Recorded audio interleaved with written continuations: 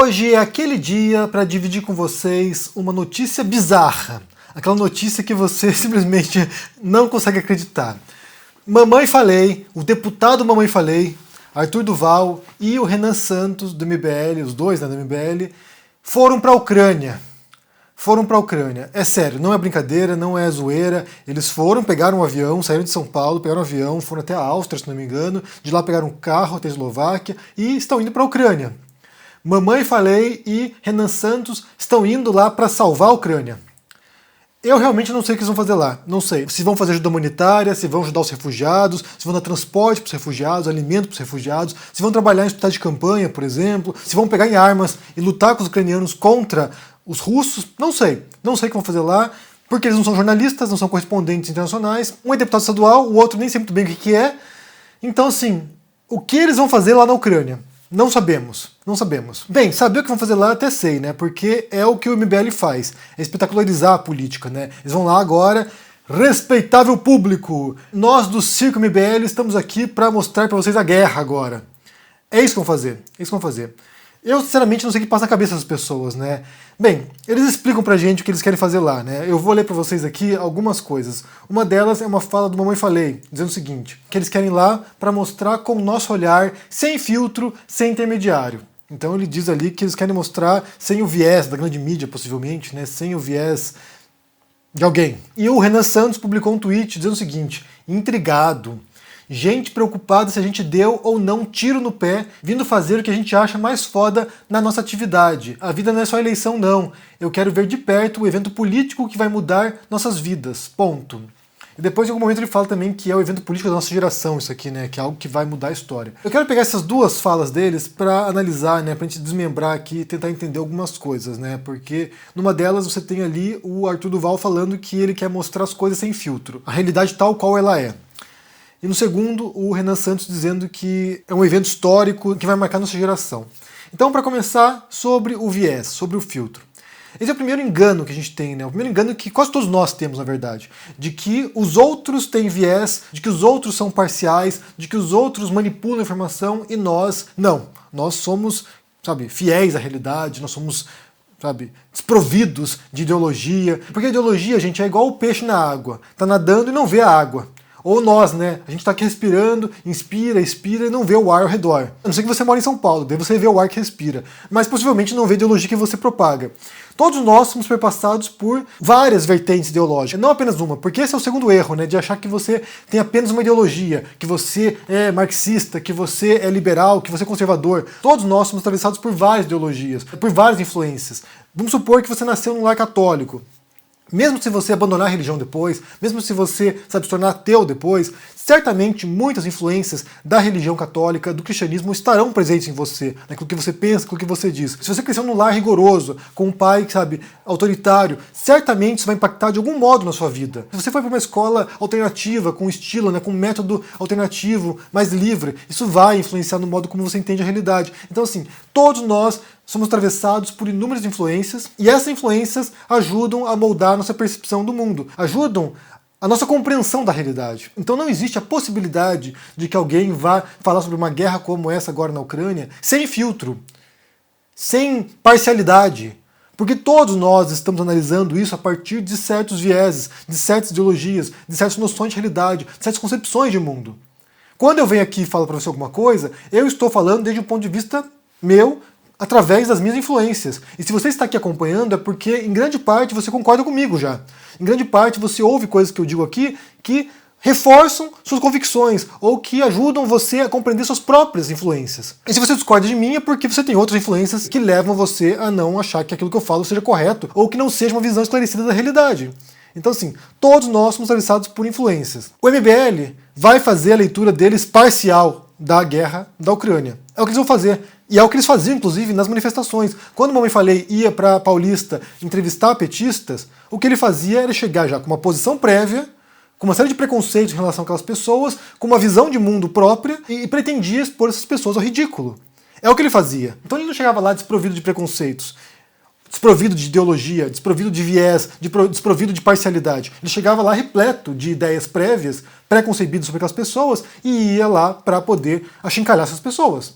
Quando o Mamãe Falei se fantasia de xoxota e vai no seminário de um curso de masturbação feminina na universidade, ele está indo lá com uma série de preconceitos para julgar aquelas mulheres. Então a leitura que eles farão do conflito será enviesada, tanto que o MBL é conhecido, né, por distorcer a informação, por manipular as pessoas. É a reputação que eles construíram ao longo dos anos.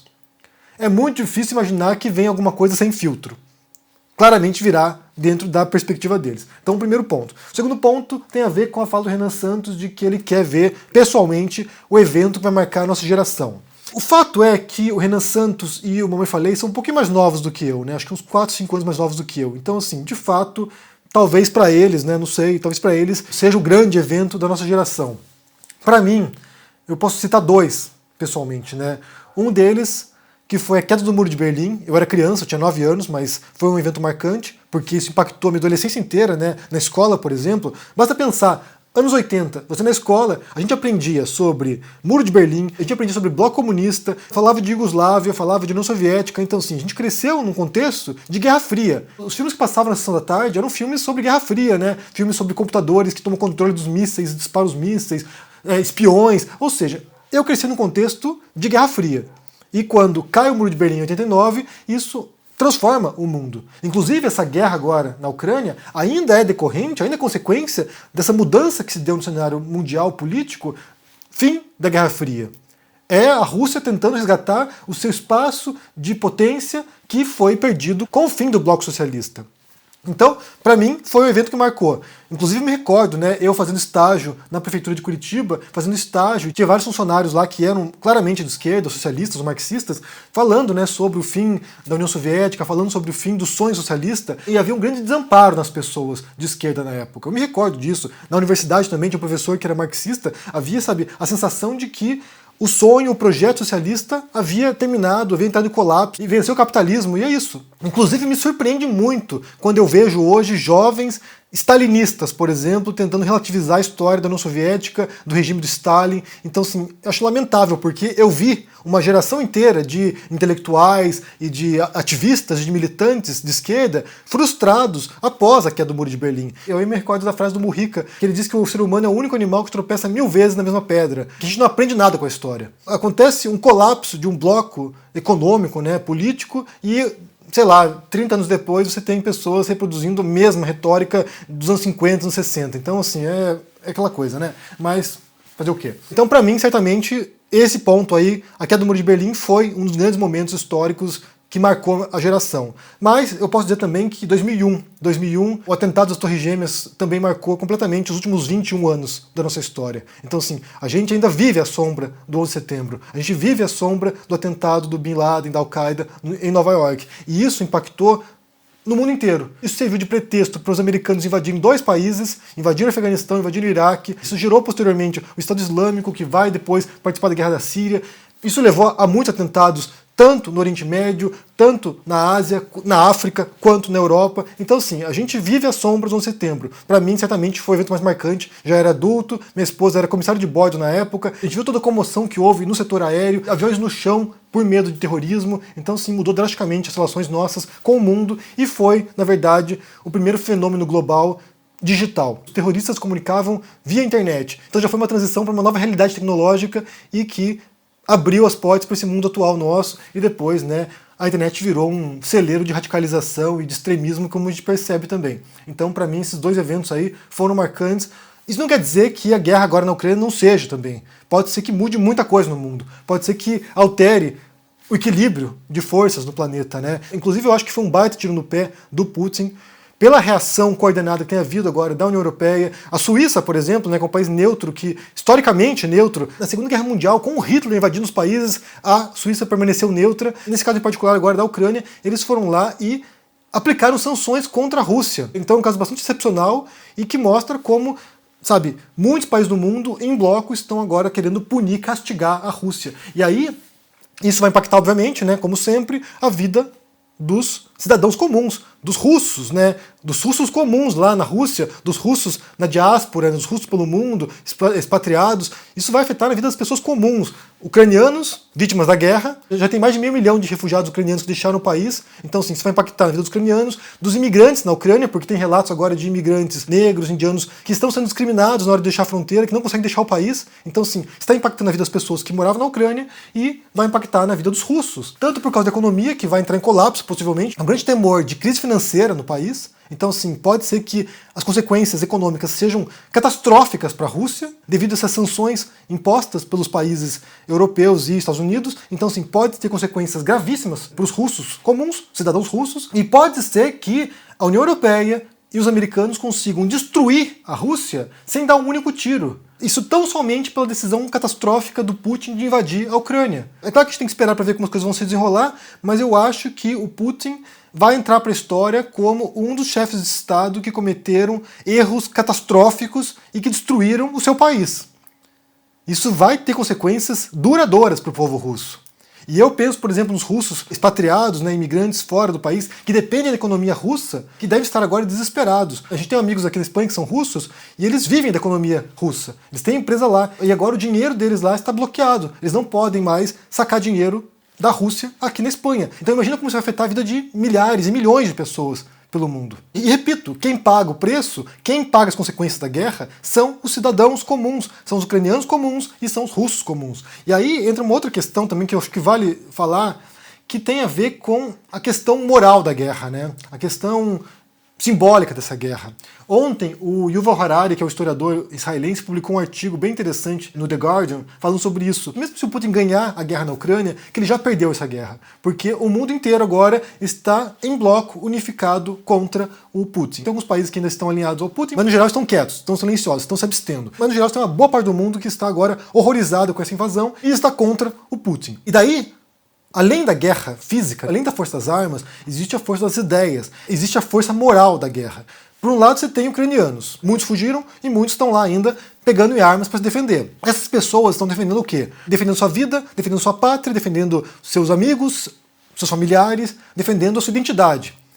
Essas pessoas têm um forte motivo para lutar. Elas têm um motivo que é existencial. A minha vida é aqui, eu vou lutar porque eu dependo disso. E essa força de identidade, ela é poderosíssima para um confronto. E agora pense o contrário, pense num soldado russo, um jovem russo, 18 anos, 19 anos, indo para a guerra e pensando: que merda eu faço aqui? Que caralho eu tô fazendo aqui nesse país? Por que eu tô invadindo a Ucrânia? Qual é a fibra moral que essa pessoa tem para ir para o campo de batalha e expor a sua vida, pôr a sua vida em risco, sem nem sequer saber por que ele está lá? Qual é o propósito disso? Por que essa guerra é importante? Por que essa guerra é necessária? Eu tenho certeza que o jovem russo e o cidadão russo hoje não sabe, não tem ideia da razão dessa guerra. Você pode ter ideia, a OTAN, os imperialistas americanos, você pode ter alguma ideia de qual é a causa da guerra. Mas o cara que está lá agora com um fuzil na mão, entrando na Ucrânia, o cara não tem motivo para estar lá. Eu vou morrer por uma guerra inútil, por algo que eu não compreendo. Enquanto que quem defende tem razões existenciais para isso. Para você ter uma perspectiva de como os cidadãos ucranianos e russos estão enxergando isso, eu vou recomendar para vocês aqui um vídeo da Olga. A Olga é uma russa que morou no Brasil, não sei se ela mora no Brasil atualmente, mas ela mora no Brasil. Ela tem um canal que eu assisto há muito tempo já, na verdade, eu acompanho alguns vídeos dela, e ela faz comparação entre Rússia e Brasil, e ela mostra algumas curiosidades da Rússia, e é bem divertido o canal dela. Só que ela lançou um vídeo ontem que foi de partir o coração, que ela conta sobre os parentes dela na Rússia e os parentes dela na Ucrânia, que moram na fronteira, né? E ela conta como eles estão lidando com isso. Então, assim, é realmente lastimável você perceber como... E repito aqui, eu vou ter que repetir porque é o meu foco. As vítimas disso são os cidadãos comuns. São pessoas que nem sequer compreendem o que está acontecendo. São pessoas que vão pagar o preço disso. Ou com a vida, ou com a pobreza, com a miséria. Então, sim, é lastimável mesmo, é lastimável. Eu quero saber o que vocês pensam sobre essa história toda de MBL indo para a Ucrânia, Mamãe Falei, Renan Santos indo lá. Fazer o quê? Não sei. Fazer o quê? Deixe aqui no comentário, deixe o joinha, se inscreva aqui no canal, se torne um membro ou um apoiador para dar uma força e se cuide por aí. Um abração e até mais. Tchau! E aí, meus amigos e amigas que seguem o Henry Bugalho, eu sou Eduardo Moreira e tenho um convite muito especial para vocês. No dia 10 de março, uma quinta-feira, às 8 horas da noite, eu vou dar uma aula gratuita chamada As 5 lições fundamentais para se investir corretamente. 5 lições. 1 hora e uma visão completamente nova para te permitir entender o que são os investimentos, os riscos que existem nos investimentos e até se proteger de todas essas barbaridades e armadilhas que os bancos e corretoras pregam a todo instante. Não percam essa aula. Para se inscrever é super simples. Só você clicar no link que vai estar aqui em cima ou aqui embaixo e aí no dia 10 de março, quinta-feira, às 8 horas da noite, a gente vai estar junto. Um abraço e até lá!